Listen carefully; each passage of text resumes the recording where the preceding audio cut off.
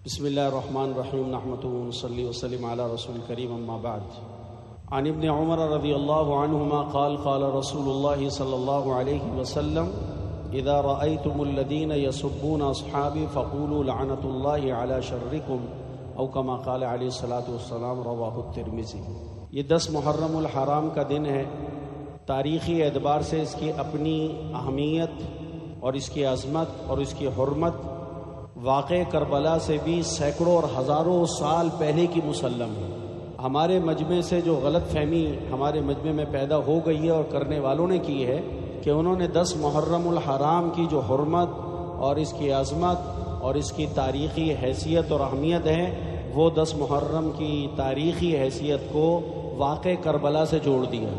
تو اس لیے آج کے دن سارے واقع کربلا سننے آتے ہیں اور سارے ہمارے خطباء اور سارے ہمارے مختلف مسلکوں کے ذاکرین وغیرہ بھی واقع کربلا، بس تو ذہنوں میں یہی بیٹھتا چلا گیا، پختہ ہوتا چلا گیا، اتنا پختہ ہو گیا کہ 10 محرم الحرام شہادت امام حسین، 10 محرم الحرام واقع کربلا، بس ہمارے ذہنوں میں یہ تصور ہے۔ میں آپ سے یہ عرض کر رہا ہوں چند لفظوں کے اندر، آگے پھر میں اپنے موضوع کو بڑھاؤں گا کہ محرم الحرام کی جو 10 تاریخ ہے، اس کی حرمت، اس کی حیثیت، اس کی عظمت واقع کربلا کے ساتھ نہیں ہے، صرف واقع کربلا بھی اب بن گئی ہے، لیکن اس کی اصل حیثیت ہزاروں سال سے مسلم چلی آ رہی ہے۔ جیسا کہ کچھ روایات تو تاریخی ہیں جن کو ہم اسرائیلی روایات کا نام دیتے ہیں، کچھ اس میں درست بھی ہیں، کچھ اس میں کمزور بھی ہیں، لیکن ان سب کو 10 محرم الحرام کی تاریخ سے جوڑ کر بیان کیا جاتا رہا ہے آج تک۔ مثلا حضرت نوح علیہ السلام کی قوم پہ عذاب آیا، اللہ نے بچانے والوں کو کشتی میں سوار کرا دیا اور کشتی وہ اس پانی کے اندر دوڑتی رہی، چلتی رہی، یہاں تک کہ جودی پہاڑ سے جا کر وہ کشتی لگی۔ تو جس تاریخ کو جودی پہاڑ سے حضرت نوح علیہ السلام کی کشتی جا لگی وہ 10 محرم الحرام کا دن تھا۔ اب دیکھو نوح علیہ السلام کا زمانہ اور واقع کربلا کی تاریخ۔ حضرت ابراہیم علیہ السلام کے لیے نمرود نے آگ جلائی اور قوم نے اس آگ کے روشن کرنے میں مدد کری، اور ابراہیم علیہ السلام کو اس آگ میں منجنیق میں رکھ کر پھینکا گیا۔ تو ابراہیم علیہ السلام کو جس تاریخ کو آگ میں ڈالا گیا وہ 10 محرم الحرام کی تاریخ۔ دیکھو جی، ہزاروں سال پہلے حضرت ابراہیم علیہ السلام کا واقعہ اور یہ واقعہ کربلا ہزاروں سال کے بعد کا۔ حضرت یونس علیہ السلام اپنی قوم سے ناراض ہو کر نکلے، کشتی میں بیٹھے اور اس کے بعد کشتی بھنور میں پھنسنے لگی۔ بہرحال حضرت یونس علیہ السلام نے اپنے آپ کو اس دریا کے حوالے کیا، تو اللہ تعالیٰ نے اپنے پیغمبر کو بچانے کے لیے دریا میں سے کیا بھیج دی؟ ایک مچھلی بھیج دی۔ تو جس تاریخ کو یونس علیہ السلام کو مچھلی نے اپنے پیٹ میں لے کر سمندر کی تہ اور گہرائی میں لے کر گئی، وہ بھی تاریخ 10 محرم الحرام کی تھی۔ اس طرح کے پتہ نہیں کتنے تاریخی واقعات ہیں، بعض کی سند کمزور ہے، بعض کی سند حسن ہے، بعضوں کی سند بہت قوی ہے۔ یہ سارے واقعات، اس میں ایک مضبوط سند کے ساتھ یہ واقعہ بھی ہے کہ جس کو میں نے اپنے نمازی بھائیوں کے سامنے کل بھی مغرب میں پرسوں رکھا تھا غالباً، تو میں نے یہ بتایا تھا کہ حضور ہجرت فرما کر مدینہ منورہ تشریف لے گئے، تو مدینہ منورہ کے اندر رسول کریم علیہ السلام نے یہودیوں کو دیکھا کہ وہ 10 محرم الحرام کا روزہ رکھتے ہیں، 10 محرم الحرام کا روزہ رکھتے ہیں۔ تو آپ علیہ السلام نے ان یہودیوں سے پوچھا، خیبر کے یہودیوں سے پوچھا، ما ھذا الیوم الذی تصومون، آج کے دن تم لوگ کیوں روزہ رکھتے ہو؟ تو انہوں نے کہا، انجى اللہ موسیٰ وقومہ وغرق فرعون وقومہ فصامہ موسیٰ شکرا فنحن نصومہ۔ اللہ نے آج کی تاریخ 10 محرم الحرام کو فرعون کو ماں اس کے لشکر کے اللہ نے اس دریا کے اندر غرق کیا تھا، اور اس دریا سے اللہ نے موسیٰ علیہ السلام کو اور ماننے والے بنی اسرائیلیوں کو اللہ نے اس دریا سے نجات دے کے پار لگایا۔ انجى اللہ موسیٰ وقومہ وغرق فرعون وقومہ۔ فرعون اپنے سارے لشکر کے ساتھ، جو تقریباً 16 لاکھ کا لشکر فوج کا بتایا جاتا ہے، مختلف اقوال، 8 لاکھ کا بھی ہے، 10 لاکھ کا قول بھی ہے، 12 کا بھی ہے، 16 کا بھی ہے، میں آخری قول بتا کر آپ کو بات سمیٹ رہا ہوں۔ 16 لاکھ کی فوج اللہ نے آن کی آن میں اس دریا میں جو موسیٰ علیہ السلام بنی اسرائیلیوں کا تعاقب کرنے کے لیے مصر سے نکلی تھی، اللہ نے ان کو آن کی آن میں غرق کر دیا۔ اللہ ساری کائنات کو غرق کرنے کے اندر اللہ تعالیٰ کے لیے 1 منٹ کا 1 سیکنڈ بھی کافی ہے۔ سیکنڈ بھی بہت ہوتا ہے، یہ تو ہمارے سمجھانے کے لیے میں عرض کر رہا ہوں۔ واللہ اللہ کو پوری کائنات کو برباد کرنے کے لیے اللہ کو کسی وقت کی حاجت، کسی سیکنڈ اور کسی لمحے کی حاجت نہیں ہے۔ کائنات کی بربادی اللہ کے ارادے کا نام ہے، اور کائنات کا وجود اللہ کے ارادے کا نام تھا۔ اللہ نے جس چیز کا ارادہ کیا، ارادہ کرتے ہی اس چیز کو اللہ نے وجود عطا کر دیا، اس کو وجود مل گیا۔ ایسے ہی اللہ جب کائنات کو اور کائنات کی چیزوں کو اللہ ختم کرنے کا ارادہ کرے گا تو بس اللہ کا ارادہ کرنا اس شے کی فنا اور اس کی ہلاکت اور اس کی موت ہوگی۔ تو 16 لاکھ فوج اللہ تعالیٰ نے آن کے اندر غرق کر دی۔ انجى اللہ موسیٰ وقوما وغرق فرعون وقوما، اللہ نے موسیٰ علیہ السلام کو، بنی اسرائیلیوں کو نجات عطا کری، اور فرعون کو اور اس کے سارے لشکر کے ساتھ اللہ تعالیٰ نے غرق کیا۔ کم ترکوا من جنات وعیون وزروع ومقام کریم ونعمت كانوا فيها فاكهين كذلك وأورثناها قوما آخرین۔ دوسری جگہ وَأَوْرَثْنَاهَا بنی اسرائیل، سارا سجا سجایا، بنا بنایا، دیدہ زیبی کے ساتھ، رنگا رنگینی کے ساتھ، پرتعیش ساری چیزوں کے ساتھ پورا مصر اللہ نے بغیر ڈسٹرب کیے ہوئے، بغیر کسی اس کو تباہ و برباد کیے ہوئے دونوں کو باہر نکالا۔ موسیٰ علیہ السلام کو حکم دیا بنی اسرائیل کو لے کے راتوں رات آپ نکل جائیں۔ فرعون کو خبر کروا دی کہ وہ نکل گئے، وہ پیچھے سے ساری فرعون اپنی فوج لے کر اور اپنے سارے جو ہے نا رعایا کو لے کر نکل آیا، تو سارا مصر خالی ہو گیا، اور غرق یابی اور ساری بربادی یہاں دریا میں آ کر واقع ہو گئی۔ اللہ کہتے ہیں ہم نے ان کو غرق کر کے پورا بنا بنایا، بالکل تعمیر شدہ، وہ جو کافروں نے تعمیر کیا تھا پورا کا پورا ملک، پورا مصر، وہ سارا شہر مصر اللہ تعالیٰ نے بنی اسرائیلیوں کو پلیٹ میں رکھ کے بطور گفٹ کے دے دیا۔ باغات بھی مل گئے، محلات بھی مل گئے، خزانے بھی مل گئے، سونا چاندی کے بھی مالک بن گئے، گھروں کے بھی مالک بن گئے، گلیوں کے محلوں کے مالک بن گئے، تخت شاہد کے مالک بن گئے۔ اللہ کہتے ہیں سب کچھ ہم کسی کو دینے کے لیے، کسی بھی کائنات کی جگہ کو برباد کرنا ہمارے، یعنی لڑائیاں ہوں، لڑائیاں ہونے کے بعد وہاں پر بربادیاں آویں، وہاں پر ساری آبادی خراب ہو، وہاں پر بلڈنگیں ٹوٹیں، بمباریاں ہوں، اللہ اس کا محتاج نہیں ہے۔ اللہ جب کسی ملک کو، کسی کو پوری آباد شکل میں دینے کا ارادہ کرے تو اللہ تعالیٰ ان دشمنوں کو آن کی آن میں اللہ ان کی روح قبض کر کے ان کو سب کو باہر لا کر فنا کر سکتا ہے۔ سارا صاف ستھرا بالکل کلین وہ مصر ان کو ملا۔ تو جب موسیٰ علیہ السلام بنی اسرائیل نجات پا گئے اور یہ سب مر گئے، تو موسیٰ علیہ السلام نے اللہ کے حضور کے اندر اس دن کے اندر شکرانے کے لیے کیا رکھا؟ بولو کیا رکھا؟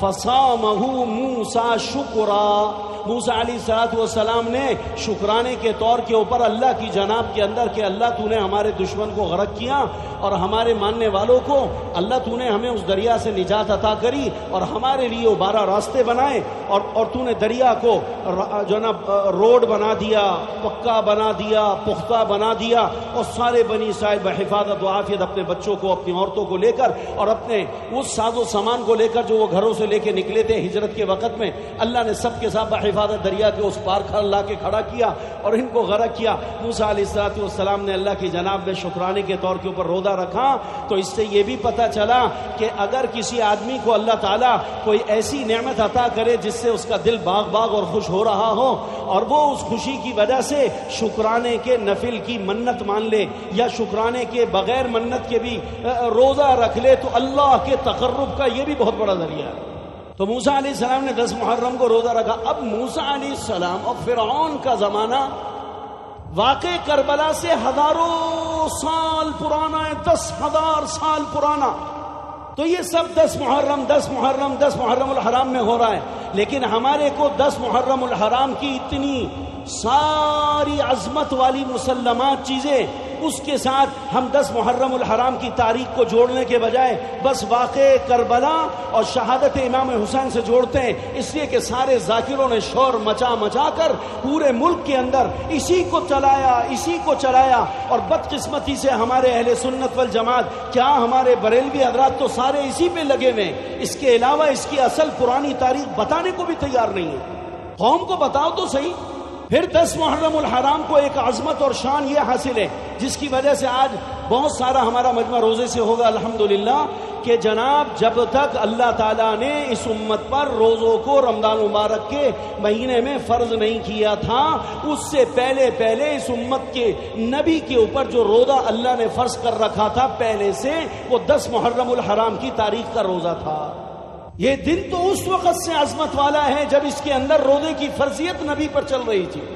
رمضان مبارک کے روزے فرض ہونے سے پہلے حضور بطور فرض کے جس دن کا روزہ رکھا کرتے تھے وہ کون سا دن تھا؟ 10 محرم الحرام کا۔ تو اب آپ بتائیں روزے کب فرض ہوئے؟ کو تاریخ ماریخ پتہ ہے؟ نمازیں کب فرض ہوئی؟ حج کب فرض ہوا؟ زکوٰۃ کب فرض ہوئی؟ کچھ نہیں پتا، بس ہم سنی سنائی، بس موبائلوں کے ذریعے سے جو ہمارے کو مل جاتا ہے بس اسی کو ہم دین سمجھ رہے ہیں۔ تو اللہ کے پیارے نبی علیہ السلام نے جب یہ سنا تو آپ نے ان یہودیوں سے فرمایا فَنَحْنُ أَحَقُّ وَأَوْلَى مِنْكُمْ بِمُوسَى، موسیٰ علیہ السلام کے اس اچھے عمل میں تم اپنے نبی کی تابعداری میں تم لوگ بھی روزہ رکھ رہے ہو، تو موسیٰ علیہ السلام تو میرے نبی بھائی ہیں۔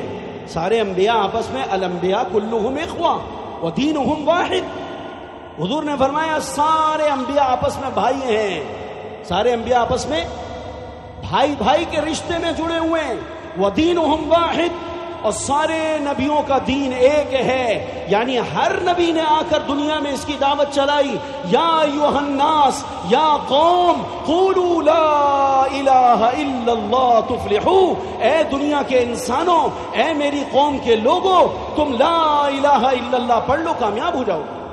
تو دینہم واحد، سارے انبیاء کا دین بولو ایک ہی تھا، صرف فروعی مسائل کے اندر اختلاف رہا۔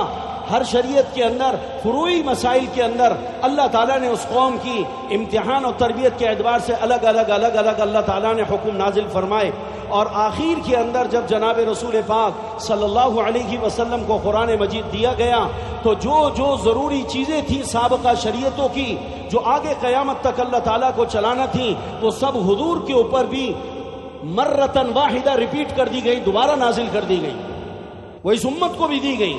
جیسا کہ روزہ، یا ایھا الذین آمنوا کتب علیکم الصیام کما کتب علی الذین من قبلکم لعلکم تتقون، اے ایمان والو تم پر روزے فرض کیے گئے جیسا کہ تم سے پہلی امتوں پر بھی روزے۔ تو قرآن یہ کہتا ہے کہ روزہ تمہارا خاصہ نہیں ہے، صرف تم سے پہلی شریعتوں میں بھی اللہ نے امتوں کا امتحان لینے کے لیے اللہ تعالیٰ نے اس زمانے کے نبیوں کے ذریعے ان کی امتوں کو روزہ دیا، ان کو نماز دی، ان کو زکوٰۃ دی، اور بعض قوموں کو اللہ نے تبلیغ بھی دی۔ لیکن طر امتیاز کے طور کے اوپر تبلیغ کا کام، دعوت کا کام اللہ نے اس امت کا خاصہ بنایا۔ لیکن یہ نہیں ہے کہ تبلیغ اور دعوت اس امت ہی کے لیے خالص اتری ہے، اس سے پہلے امتوں کے لیے نہیں اتری تھی یا ان کو نہیں ملی تھی۔ اگر ایسا ہوتا تو اللہ تعالیٰ بنی اسرائیل کے اوپر لعنت کا سبب یہ نہ بتاتے، کانوا لا یتناہون عن منکر فعلوہ، یہ بنی اسرائیل ایک دوسرے کو برے کام کرتے ہوئے دیکھ کر ایک دوسرے کو برے کام سے منع نہیں کرتے تھے، حالانکہ ان کو منع کرنا تھا۔ یہ ان کو اچھے کاموں کے اندر سستی میں پاتے تو ان کو اچھے کاموں کی رغبت نہیں دلاتے، حالانکہ اچھے کاموں میں اپنے بھائیوں کو برانگیختہ کرنا چاہیے، ان کو جوش دلانا چاہیے، ان کو جگانا چاہیے، ان کو محبت اور پیار سے اعمال کے فضائل سنا کر ان کو اعمال والا بنانا چاہیے، جیسا کہ اس امت کے اندر اللہ نے تبلیغ اور دعوت امر بالمعروف والنہی عن المنکر کو اللہ نے اس امت کا خاصہ بنایا۔ کنتم خیر امۃ اخرجت للناس تأمرون بالمعروف وتنہون عن المنکر وتؤمنون باللہ. تو یہ ایک ایسا مبارک نیک عمل ہے تبلیغ کرنا، امر بالمعروف عن المنکر. یہ اتنا مبارک عمل ہے کہ یہ پہلی قوموں پر، پہلے انبیاء کی امتوں پر بھی اللہ نے لاگو کیا تھا. تو جو بہترین چیزیں سابقہ شریعتوں کے اندر تھیں، جو آگے بھی انسانیت کے اندر انسانیت کو پیدا کرنے کا اور ان کو ہیرا بنانے کا اور ان کو فرشتہ بنانے کا اور ان کے ایمان کی تقویت کی چیزیں تھیں، وہ اللہ نے ساری سابقہ کتابوں کی چیزیں اللہ کے نبی پر بذریعہ وحی قرآن بنا کر بھی اتار کر ہماری شریعت کا اس کو حصہ قرار دے دیا. لیکن ایکسٹرا اللہ نے ہمارے کو بہت ساری چیزیں عطا کریں، اور ان چیزوں کی وجہ سے اللہ نے ساری امتوں پر، اس امت کو اللہ نے فضیلت اور برتری اور شان اور مقام عطا فرمایا. انتم تتمون 70 امہ انتم اکرمها واشرفها علی اللہ. تم 70 سے زیادہ امتوں کا مجموعہ ہو. اللہ نے ساری امتیں جو تم سے پہلے دنیا میں بھیجی ہیں ان سب کا خلاصہ بنا کر اللہ نے تمہیں بھیجا ہے. تم سب سے آخر میں آئے ہو، لیکن اللہ نے ساری امتوں میں سب سے فضیلت والا تمہیں بنایا. سب سے فضیلت والا اللہ نے تمہیں بنایا. انتم اکرمها واشرفها علی اللہ سبحانہ وتعالی. تم اللہ کے ہاں سب سے زیادہ فضیلت والے، تم سب سے زیادہ اللہ کے ہاں عزت والے، تم سب سے زیادہ اللہ کے ہاں شرف والے. اللہ نے تمہیں شرف اور عزت عطا فرمائی. ساری امتوں پر اللہ نے تمہیں برتری عطا فرمائی. لیکن سابقہ امتوں کی بھی بہت ساری نیکیاں ہمارے پاس موجود ہیں، اور انبیاء کی تعلیمات میں سے، سابقہ انبیاء کی تعلیمات میں سے، سارے انبیاء کی تعلیمات کے مجموعے میں سے اس امت کے بعد جو کلام نبوت پہنچا ہے، اس میں ایک بات کلام انبیاء، کلام نبوت میں سے حضور نے فرمایا میرے پاس جو پہنچی ہے، جو جبرائیل لے کر آئے، جو ہر زمانے کے انبیاء کو اللہ نے وحی کر کر دی تھی، وہ مجھے بھی عطا کری. وہ کیا ہے؟ اذا فاتک الحیاء فافعل ما شئت. جب تمہارے اندر سے حیا نکل جائے تو تم جو چاہے کرتے پھرو، جو چاہے کرتے پھرو. ساری شریعت ہر دور میں اللہ نے با حیا لوگوں کے لیے نازل کی ہے. بے حیا بے غیرت قسم کے لوگوں کے لیے اللہ کی کسی شریعت میں کچھ بھی نہیں ہے. جب تم ننگے بن جاؤ اور جب تم بے حیا ہو جاؤ اور جب تمہاری طبیعتوں میں آزادی آ جائے، تمہاری عورتیں برہنہ ہو جائیں، تمہارے بچے برہنہ ہو جائیں، تمہاری نگاہیں آوارہ ہو جائیں، تمہاری اسکرینیں گندی ہو جائیں، تمہاری محفلیں بے حیا ہو جائیں، تو پھر اس کے بعد اسلام اور شریعت سے تمہارا کوئی تعلق نہیں ہے. حضور نے فرمایا کوئی تعلق نہیں ہے. یہ ساری شریعت غیرت مند باحیا لوگوں کے لیے اللہ نے مجھے عطا کی ہے. یا تو شریعت کے پابند بنو یا بے غیرت بن کر قلادہ اسلام کا اتار دو. تو یہ سارے انبیاء کی تعلیمات کا حصہ ہے جو حضور تک پہنچا. حضور نے فرمایا انبیاء کے نبوت والے کلاموں میں سے یہ بات جو مشتق آئی ہے، اذا فاتک الحیاء فافعل ما شئت. جب تمہارے اندر سے حیا ختم ہو جائے نا تو فرمایا آپ نے کہ پھر تم جو چاہے کرتے پھرو. بے حیا آدمی کو کون کچھ کر سکتا ہے؟ اس نے فیصلہ کر لیا ننگ پنے کا، بے غیرتی اور بے شرمی کا فیصلہ کر لیا. میں علل اعلان اللہ کی نافرمانی کروں گا، میں علل اعلان اللہ کے رسول کا دل دکھاؤں گا. مجھے روکتے ہو تو روکو. لڑکیاں ناچ رہی ہیں اسٹیجوں کے اوپر، روک سکو تو روک لو. اب جیسے ہماری قوم کی آپ دیکھیں، ہماری قوم کا مینٹلی طور کے اوپر ہماری قوم کتنی مفلوج حال کے اندر ہے. سبیلے لگی ہوئی ہیں، شربت بٹ رہے ہیں، حلیم کے دیگچے چڑھے میں، گھوٹے لگ رہے ہیں، ٹھیک ہے، یہ سب کچھ تماشے دیکھ رہے ہیں نا آپ معاشرے کے اندر. اور یہ سب کچھ کس کے اوپر ہو رہا ہے؟ واقعہ کربلا کی بنیاد کے اوپر کہ حضور کے خاندان پر، اہل بیت پر، حضور کے نواسوں نواسیوں پر، حضور کی آل اولاد کے اوپر پانی بند کیا تھا یزید نے. تو ان پر پانی بند کیا تو ان کے پانی بند کرنے اور ان کے تڑپنے، بھوکے اور پیاس سے بچے تڑپتے رہے بھوک اور پیاس سے، اور ان کی بھوک اور پیاس کی تڑپ کو یاد کرنے کے لیے ہم نے جناب مزیدار شربت پینا شروع کر دیا. یہ محبت کا تقاضا ہے. یہ ذہنی اور مینٹلی اس قوم کے مفلوج ہونے کی دلیل ہے جو روڈوں پر گلی گلی میں نظر آئے گی. ارے ہمیں شرم کرنے کی ضرورت ہے. حضور کا خاندان آج کے دن پیاس سے تڑپ تڑپ کر مر رہا تھا. اگر تمہیں ان کی نقالی کرنا تھی تو تمہیں اپنے بچوں کے ہاتھوں سے گلاس چھیننا تھا. آج کے دن تم نے روڈوں پر سبیلے لگا لی، تم شربت پی رہے، تم بادام کے شربت پی رہے ہو، تم روح افزا کے شربت پلا رہے ہو اور کہہ رہے ہو یہ سارا واقعہ کربلا کی یاد میں ہو رہا ہے. واقعہ کربلا کے اندر لوگ، بچے تڑپ رہے ہیں پیاس سے، بچے مر رہے ہیں بھوک سے، ان کی عورتیں مر رہی ہیں پیاس اور بھوک سے، اور ہم ان کے نام پر کیا کر رہے ہیں؟ بولو کیا کھا رہے ہیں؟ حلیم کے دیگچے بھر بھر کے گھروں پہ جا رہے، تھیلیاں بند بند کے جا رہی ہیں، علل اعلان روڈوں کے اوپر حلیم بنانے، بےغیرتی کی انتہا ہے۔ حالانکہ ایمانداری سے بتائیں، اگر آپ کو ان کے ساتھ درد اور ہمدردی ہے تو درد اور ہمدردی اس خاندان کے ساتھ، اس ہمدردی اور درد میں شرکت کا تقاضا کیا تھا؟ اگر وہ بھوکے رہے تو تم بھی، اگر وہ پیاسے رہے تو تم بھی پیاسے رہو۔ ان کے بچے بل بلا رہے تھے تو تمہارے گھروں کے بچے بھی، ان کی عورتیں بل بلا رہی تو میرے گھر کی عورتیں بھی بل بلائیں۔ یہ تو تھا تقاضا محبت کا اصل۔ اتنے ظالم ہو گئے کہ ان کے گھروں کے اندر بھوکے پیاسے بچے مر رہے ہیں، ایک میدان میں مر رہے ہیں، اور جناب بھوک اور پیاس سے تڑپ تڑپ کر بچے مر رہے ہیں، اور ان کی یاد میں تم اپنے گھروں کے اندر شربتوں کے پوری سبیلیں لگا رہے ہو۔ اللہ جب کسی قوم کی عقل کو مارتا ہے نا تو ایسے مارتا ہے جیسے اللہ نے یہ ہمارے پڑھی لکھی قوم کی عقل کو اللہ نے مار کر دکھایا ہے۔ ان کی عقل میں آئے گی نہیں یہ باتیں۔ تو ہمیں تو ان کی نقالی کرنے کے لیے بھوکا پیاسا رہنے کی حاجت تھی۔ ہم نے آج کے دن کو کھانے پینے کا دن بنا لیا، سیر تفریح کا دن بنا لیا، گھومنے پھرنے کا دن بنا لیا۔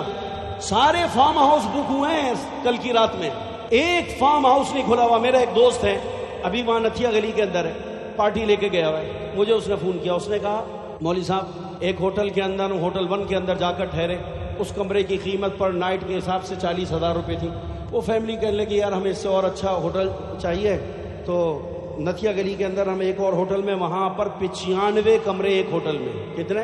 95 کمرے ہیں ایک ہوٹل کے اندر۔ اور میں پارٹی کو لے کر یہاں پر بک کرانے کے لیے کمرہ ایک نائٹ کے لیے ہم یہاں پر آئے ہیں، تو اس ہوٹل کے 95 کمروں میں سے ایک کمرہ بھی فارغ نہیں ہے، اور پر نائٹ 55,000 روپے کمرے چڑھے ہوئے ہیں۔ پر نائٹ 55,000 روپے کا کمرہ، ایک رات بستر دینے کے لیے 55,000 روپے لیے گئے، اور 95 کمروں میں سے کوئی کمرہ خالی نہیں ہے۔ ہم اپنا اداس منہ لے کر پارٹی دوبارہ ہوٹل 1 میں 35 اور 40,000 کے کمرے میں واپس جا رہے ہیں۔ سارا ناران، سارا کاغان، سارا آپ کا نتھیا گلی، مری، اور سارے گھومنے کے پوائنٹ، اور سارے آپ کے یہ سمندر کے کنارے کے سارے ہٹ، اور سارے آپ کے یہ فارم ہاؤس اس وقت میں بک پڑے ہیں۔ وہاں نواسے رسول کا خاندان آج کے دن کے اندر تڑپ تڑپ کر جان دے رہا ہے، اور اس کے دن کو منانے کے لیے یہ قوم عیاشیوں میں لگی ہوئی ہے۔ یار اخلاقی گراوٹ ہو تو اتنی ہو، فیملیاں روک روک کر روڈوں کے اوپر اپنے بچوں کو، عورتوں کو روک کر شربت پلا رہے ہیں، روک رہے ہیں، وہ رکشے والے رک رہے ہیں، ٹیکسی والے رک رہے ہیں، روڈ جام ہو گیا، اور کیا چل رہا ہے جناب؟ شربت چل رہا ہے، بادامی شربت چل رہا ہے، روح افزا کا شربت چل رہا ہے۔ کس نام پہ چل رہا ہے؟ کہ نواسے رسول پیاسے مرے تھے، اس کی یاد میں ہم پیٹ بھر بھر کے شربت پی رہے ہیں۔ انا للہ و انا الیہ راجعون۔ اپنے بڑوں کی بھوک اور پیاس کو یاد کرنے کے لیے یہی طریقہ ٹھیک ہے؟ بتاؤ۔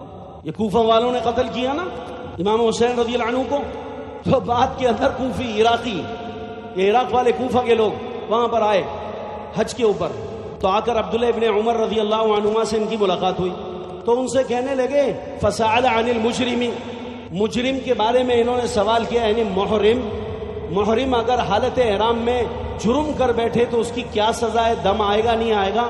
اور وہ کیا سوال کر رہے ہیں؟ وہ سوال یہ کر رہے ہیں کہ یہ بتائیے کہ ہمارے ایک حاجی صاحب نے اس حج کے اندر حالت احرام کے اندر مکھی مار دی ہے۔ کیا مار دی؟ مکھی مار دی۔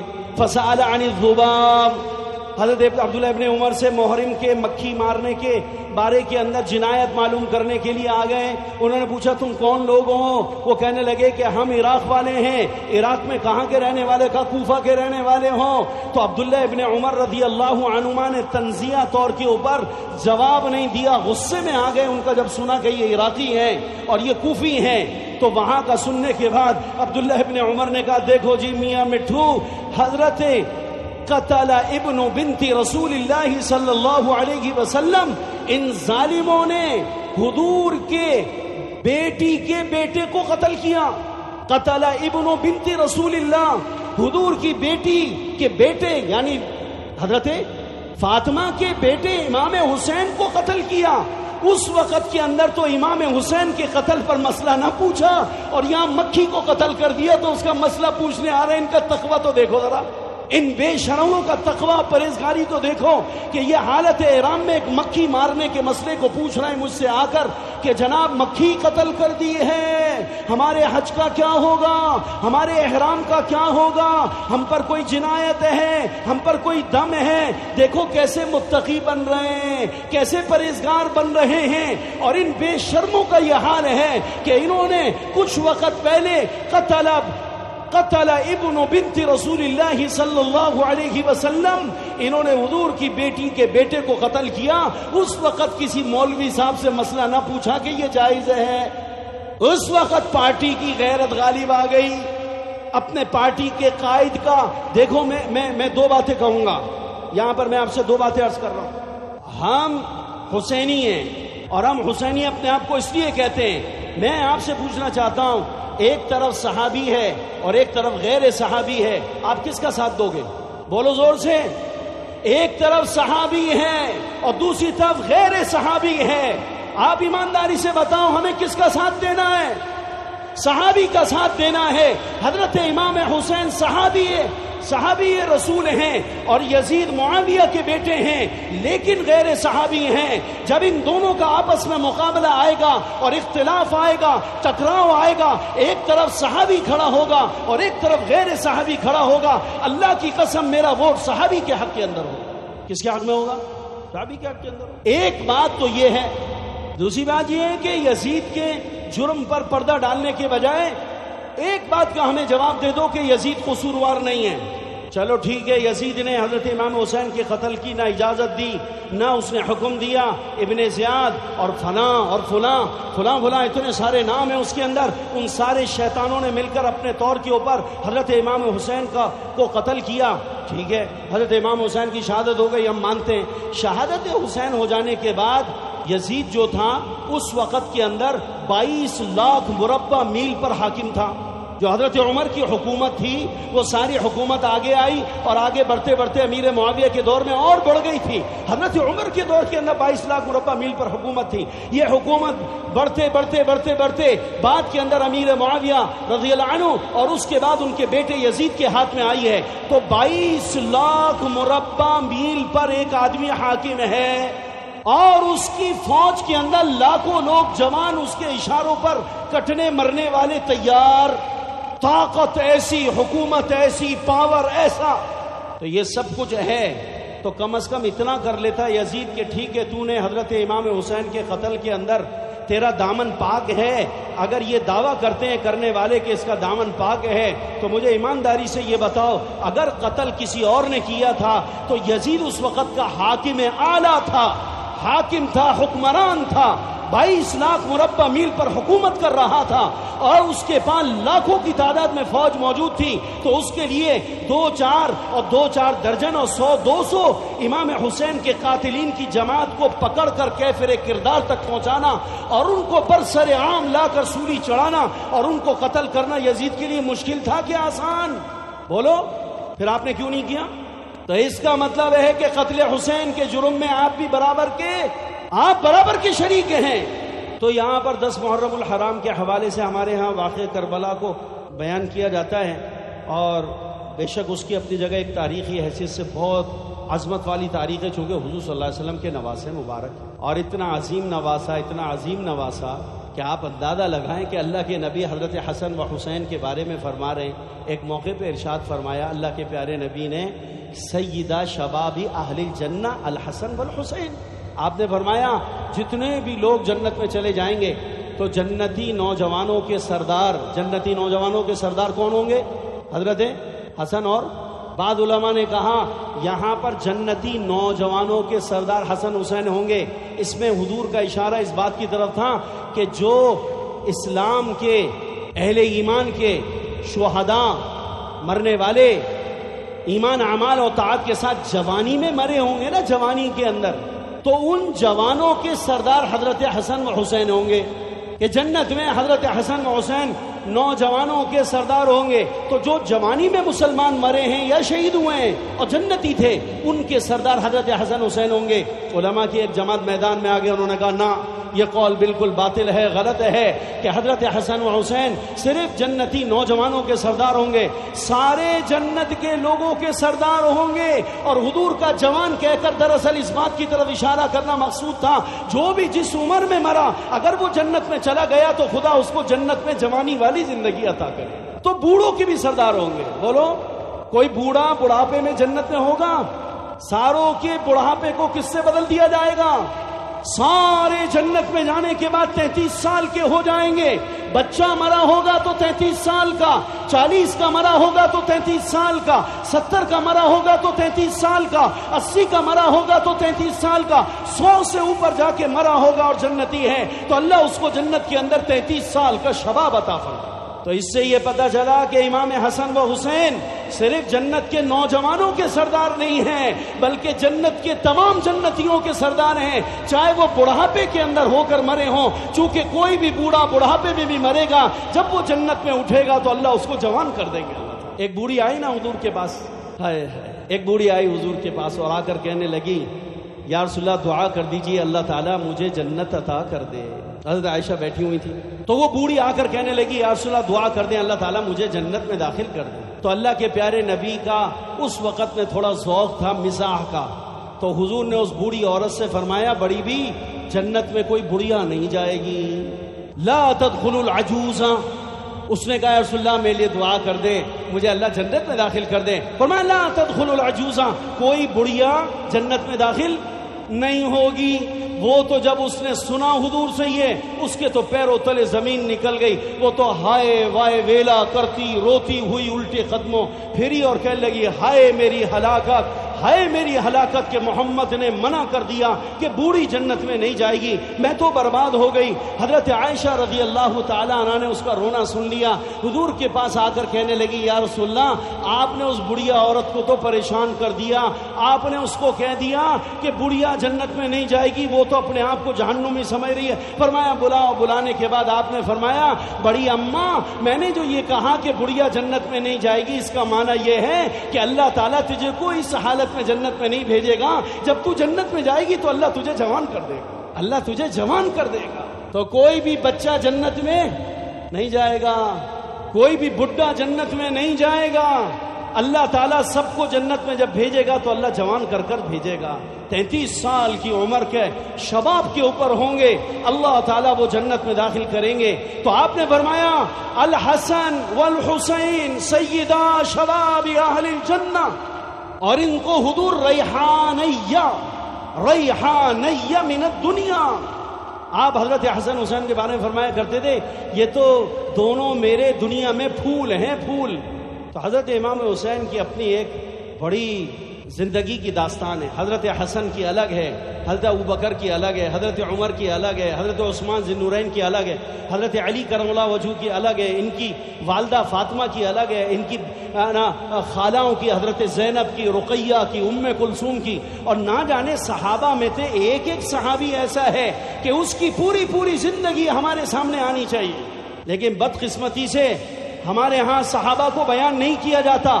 خاص خاص واقعے کے موقع پر خاص خاص حالات میں صرف خاص خاص کو بیان کیا جاتا ہے.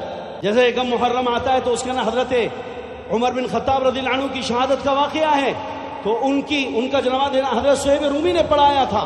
تو اس وقت میں ہمارے کچھ دیوبندی بھی سارے وہ جناب آستینے چڑھانے کے بعد اور اس کا حضرت عمر کے مناقب بیان کرتے ہیں. بس اس کے بعد اور صحابہ کہاں گئے, حضرت ابوبکر کہاں گئے, حضرت ابوبکر رضی اللہ عنہ کی زندگی کہاں گئی. سب سے زیادہ آئیڈیل زندگی اللہ رسول کے مزاج اور منشا پہ جو شخص گزار کر گیا ہے, اللہ کی قسم سارے صحابہ اور سارے صحابیات میں جس کو نمبر 1 درجہ حاصل ہے جو اللہ رسول کے مزاج پر زندگی منشا پہ گزار کر گیا, وہ آئیڈیل صحابی کون ہے؟ زور سے بولو.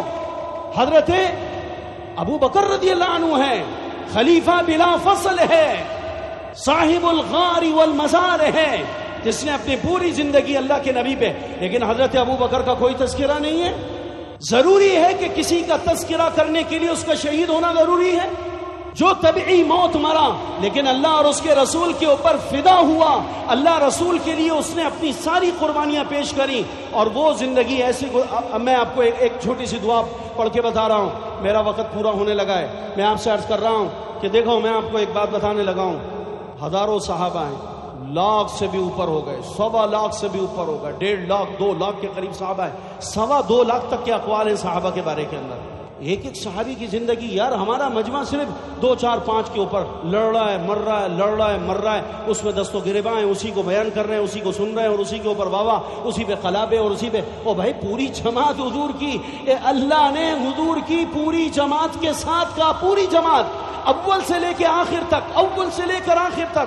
اللہ کے پیارے نبی علیہ السلام نے فرمایا، اللہ تعالیٰ نے مجھ پر جبرائیل کو اتارا، اور جبرائیل میرے پاس آئے اور آ کر میرے صحابہ کے بارے میں یہ مجھے آیت سنا کر چلے گئے. وَكُلًّا وَعَدَ اللَّهُ الْحُسْنَى، اے نبی یہ تیرے جتنے ماننے والے ہیں اور یہ تیرے ساتھ جتنے بھی لگے ہوئے ہیں، اللہ نے سب کے ساتھ حسنہ کا، جنت کا وعدہ اللہ نے تیری زبان کے اوپر ان سے کر لیا. وَكُلًّا وَعَدَ اللَّهُ الْحُسْنَى، حسنہ سے مراد یہاں پر جنت ہے. اللہ نے سب کے ساتھ اچھائی کا وعدہ کیا. رضی اللہ عنہم ورضوا عنہ، یہ 1 2 3 4 کے بارے میں، سارے صحابہ کے بارے میں بولو. والسابقون الاولون من المهاجرين والانصار والذين اتبعوهم باحسان رضی اللہ عنہم ورضوا عنہ. تو وہ صحابی مہاجرین ہوں یا انصار ہوں، اس لیے ہمارے اوپر سب کی تعظیم کرنا. بولو بولیے بھائی. اسے میں نے خطبے کے اندر جو روایت پڑھی میں اس کا ترجمہ کرتا ہوں، بہت مشہور بھی ہے اور چل بھی رہی ہے اس وقت کے اندر. بلکہ اس سے پہلے میں ایک اور بات آپ کو سنا دیتا ہوں. صحابہ پہ تبرہ کرنے والے، بکواسات کرنے والے، اور جناب جو ہے وہ مجلسوں کے اندر اور ان کے ذاکر اور ان کے علامہ اور پتہ نہیں اور بھی ہمارے کتنے گمراہ ہو گئے جو اہل سنت سے خواہ مخواہ افراط و تفریط کا شکار ہو کر الٹی سیدھی بکواسات صحابہ کے بارے میں کر رہے ہیں. ایسے پتہ نہیں کتنے نامراد کب سے سینکڑوں سالوں سے اس لعنت کا شکار چلے آ رہے ہیں. تو میں ایک روایت سناتا ہوں. امام رضی رحمہ اللہ کی روایت ہے، جامع الاصول کے اندر بھی ہے، تاریخ دمشق میں بھی ہے. پتہ نہیں کتنے سارے محدثین نے اس روایت کو سند صحیح کے ساتھ، ابن عباس کہتے ہیں سند صحیح کے ساتھ یہ روایت منقول ہے. وہ کیا ہے؟ حضرت جابر کہتے ہیں قال قیل لعائشہ رضی اللہ عنہا ان ناسا يتناولون اصحاب النبی صلی اللہ علیہ وسلم حتی ابا بکر وعمر. حضرت جابر بن عبداللہ رضی اللہ عنہ کہتے ہیں کہ حضرت عائشہ کے پاس کچھ لوگ آئے اور آ کر کہنے لگے، اماں جان سے کہنے لگے، اماں جان کچھ لوگ ہیں جو حضور کے صحابہ پر زبانیں دراز کر رہے ہیں، جس کو میں اپنے الفاظ میں کہوں گا بھونک رہے ہیں. کیا کر رہے ہیں؟ صحابہ پر زبانیں دراز کر رہے ہیں، صحابہ پر تبرہ کرتے ہیں، صحابہ کی شان میں حضور کے ساتھیوں کے بارے کے اندر گستاخیاں کر رہے ہیں. حتی ابا بکر و عمر، یہاں تک کہ حضرت ابو بکر کو بھی نہ چھوڑا انہوں نے، ان ظالموں نے حضرت عمر کو بھی نہ چھوڑا. وہ حضرت ابو بکر حضرت عمر پہ بھی تبرہ کر رہے ہیں. حضرت عائشہ کو آ کر شکایت کری کچھ لوگوں نے جو صحابہ کی شان میں گستاخی کرنے والے، ان کی شکایت لے کر کچھ لوگ حضرت عائشہ کے پاس آئے. تو اماں جان حضرت عائشہ صدیقہ طاہرہ مطہرہ رضی اللہ تعالی عنہا نے پتہ ہے کیا کہا؟ حضرت عائشہ نے کہا وما تعجبون عن هذا وما تعجبون هذا، آپ لوگوں کو ان لوگوں کو دیکھ کر تعجب کیوں ہو رہا ہے؟ آپ کو ان لوگوں کو دیکھ کر تعجب، وما تعجبون من هذا، صحابہ پر زبانیں دراز کر رہے ہیں، صحابہ پر بھونک رہے ہیں، صحابہ پر تبرہ کر رہے ہیں، حتیٰ کہ حضرت ابو بکر حضرت عمر شیخین کو بھی نہیں چھوڑ رہے، اپنی طعن و تشنیع کا، لعنت کا، ملامت کا نشانہ بن رہا ہے. وما تعجبون من هذا، آپ لوگوں کو اس پہ تعجب کیوں ہو رہا ہے؟ وہ حیران ہو گئے کہ حضرت عائشہ نے کیا عجیب بات کہہ دی، اس میں تعجب کی کون سی بات ہے؟ مطلب کر رہے ہیں تو کرنے دو، کر رہے ہیں تو اس کا جو مفہوم نکلتا ہے کیا نکلتا ہے؟ اب اس میں پریشان ہونے کی کیا بات ہے؟ تعجب کی کیا بات ہے؟ یعنی کیا مطلب؟ میں کہہ رہا ہوں کرنے ہیں، کر رہے ہیں تو کرنے دو. تو وہ بڑے حیران ہو گئے کہ ہم نے اماں جان سے یہ اتنی اہم بات رکھی اور آگے سے حضرت عائشہ کہہ رہی وما تعجبون من هذا، اس کے اندر تعجب کی کیا بات ہے اگر وہ ایسا کر رہے ہیں تو پھر حضرت عائشہ نے پتہ ہے پوری بات جب اپنی رکھی ان کے سامنے تو ان کے دلوں کو اطمینان ہو گیا. حضرت عائشہ کہنے لگیں انقطع عنہم العمل فاحب اللہ الا ينقطع اجرهم بات یہ ہے بچوں کہ یہ جن کے اوپر زبانیں دراز کر رہے ہیں نا، یہ سب دنیا سے قبروں میں، بولو، سب دنیا سے قبروں میں جا چکے ہیں، اور سب کے عمل کا دروازہ بند ہو گیا. نہ نماز پڑھ سکتے، نہ روزہ، نہ حج، نہ زکوٰۃ، نہ جہاد، نہ تبلیغ، نہ اللہ اللہ، نہ رونا، نہ دھونا، نہ درود شریف، نہ استغفار، نہ صدقہ، نہ خیرات، کچھ بھی نہیں کر سکتے. انقطع عنہم العمل. یہ جن پر زبانیں دراز کر رہے ہیں نا لوگ، یہ ان لوگوں پر زبانیں دراز کر رہے ہیں، ان پر بھونک رہے ہیں جو دنیا سے جا چکے، ان کے عمل کا دروازہ بند ہو گیا. فَأَحَبَّ اللَّهُ أَلَّا يَنْقَطِعَ أَجْرَهُمْ. تو جب ان کے عمل کا دروازہ بند ہو گیا، وہ اتنے پیارے لوگ زندگیاں گزار کر مرے ہیں، اللہ کو یہ بات محبوب ہوئی کہ وہ مر گئے، اب عمل نہیں کر سکتے، لیکن اللہ پاک نے قیامت تک ان کے اجر کا دروازہ بند ہونے نہیں دیا. اللہ نے ان کے اجر و ثواب کا دروازہ ان کے عمل کے دروازے کے بند ہونے کے بعد ان کے لیے کھول کے رکھا. یہ بھونکتے رہیں گے، یہ بکواس کرتے رہیں گے، اور اس بکواس اور بھونکنے پر اللہ تعالیٰ ان لوگوں کو قبر میں بغیر عمل کے قیامت تک کیا دیتا رہے گا؟ بولو بھائی، کیا دیتا رہے گا؟ ذرا زور سے بولو سارے، کیا ملے گا؟ صحابہ کو اجر مل رہا ہے. تم کتوں کی طرح بھونکتے رہو، تمہارے اس بھونکنے کے اوپر ان کی شان میں کوئی حرف نہیں آئے گا، بلکہ اللہ تمہارے اس بھونکنے کے اوپر تمہاری نیکیاں اٹھا کر اللہ پاک قبروں میں ان کو عطا کر. سنی آپ نے یہ بات کبھی؟ تو ہمارے دلوں کو تسلی ہے، اللہ نے صحابہ کی زندگیوں میں بھی عزتوں کی حفاظت کری، اور اللہ قیامت تک صحابہ کی عزتوں کی حفاظت کا ضامن ہے. آج وہ دنیا میں نہیں ہیں، اگر ان کا کوئی وکیل ترجمان نہ بنے، وکیل صفائی نہ بھی بنے، تب بھی ہم کہتے ہیں صحابہ قبروں میں آج بھی زندہ لوگوں کی نیکیوں کے مزے اڑا رہا ہے. تم کرتے رہو، بھونکتے رہو، تمہاری نیکیاں اٹھا کر اللہ تعالیٰ ان کو دے رہا ہے. کیوں بھائی؟ سمپل سی بات ہے، یہ بات موٹی سی ہے، اور حدیثوں کی روشنی کے اندر بھی بات ہے. میں زندہ ہوں، آپ بھی زندہ ہیں. ابھی آپ تھوڑا سا مجھ سے کسی وجہ سے رنجش میں آ گئے ہیں، فرض کرو لیٹ ہونے کی وجہ سے، یا کوئی بات کسی کو بری لگی. جیسی جمعہ ختم ہوگا باہر جاؤ گے، میرے اوپر کیا کرو گے؟ بولو، تبصرہ، باتیں. یار یہ کوئی طریقہ ہے مولوی صاحب کا؟ یار یہ کوئی انداز ہے بات کرنے کا؟ یار ممبر پہ بیٹھ کے کتا کہہ دیا. اگر میں اسی کتے کو ممبر کے اوپر آیت کی شکل میں پڑھوں تو آپ کہو گے سبحان اللہ، اجر مل رہا ہے. اسی خنزیر کو میں قرآن کی آیت کی شکل میں پڑھوں، حرمت علیکم المیتۃ والدم ولحم الخنزیر، بولو. جب میں نے قرآن کی شکل میں خنزیر کہا تو آپ نے کہا ہاں اجر مل گیا، اور میں نے اگر اردو میں خنزیر کہہ دیا تو آپ کو گالی بک دی. کیا بک دی؟ ارے بولو کیا بول دی؟ گالی بک دی. یار مولوی صاحب کو دیکھو یار، یہ کتا کہہ رہے ہیں، یہ جناب بھونکنا کہہ رہے ہیں. آپ نے جو کچھ بھی ہے، میں زندہ ہوں. آپ باہر گئے، باہر جا کر آپ نے میرے اوپر 2 4 5 منٹ 6 منٹ 10 منٹ جو بھی آپ نے تبصرہ کیا، آپس میں تبادلہ خیال کیا، تو آپ ایمانداری سے بتاؤ اس کو کیا کہیں گے؟ مسلمان کی پیٹھ پیچھے اس کے خلاف باتیں کرنا کیا ہے؟ ہاں بولو، غیبت. اچھا غیبت ہو گئی اور مجھے پتا بھی نہیں، لیکن آپ پیٹھ پیچھے جا کر غیبت کر رہے ہیں باہر کھڑے ہو کر. تو غیبت کرنے سے جو غیبت کرنے والا ہے اس کی نیکیاں کس کو دی جاتی ہیں؟ جس کی غیبت کی جا رہی ہے. حالانکہ ابھی تو میں انتقام لینے کی پوزیشن میں زندہ ہوں، مجھے پتا چل گیا نا کہ تو باہر کر رہا تھا، تو پھر تیری ایسی تیسی کرنا مجھے بھی آتا ہے. اللہ نے مجھے بھی اللہ نے ایسا پاور دیا ہے کہ میں تجھے بتاؤں گا کہ کتنے BC کے 60 ہوتے ہیں.